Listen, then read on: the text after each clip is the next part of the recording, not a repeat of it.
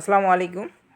আচ্ছা, পাউস নিয়ে কিছু বলি, তাদের লিস্টিংয়ের ব্যাপারে কিছু বলি। যখন আমরা শেয়ার দিছিলাম তখন কত ছিল? 20 মিলিয়নের কাছাকাছি তাদের ইউজার ছিল মেবি, বা 15 মিলিয়ন। এখন তাদের যথেষ্ট পরিমাণ ইউজার হয়ে গেছে, প্রায় 40 মিলিয়নের কাছাকাছি। একটা প্রজেক্ট তখনই লঞ্চ করায় যখন তাদের হাক পরিমাণ ইউজার হয়ে যায়, দেন তারা লিস্টিংয়ের একটা প্ল্যানিং করে।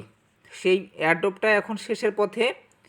এখানে দেখেন সুন্দরভাবে লিখছে, there are currently no specific dates for the add drop, মানে এখানে নির্দিষ্ট কোনো তারিখ নেই।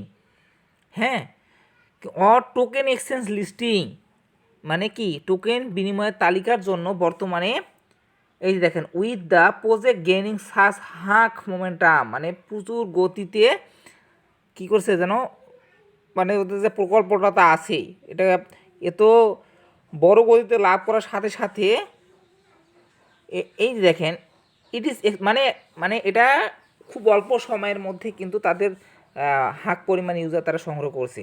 কারণ কি, এর ব্যাকএন্ডে অনেক ভালো ভালো আছে, আপনার ইনভেস্টররা আছে, বড় বড় এক্সচেঞ্জারগুলো আছে। It is expected to finish it's launch campaign in the coming month.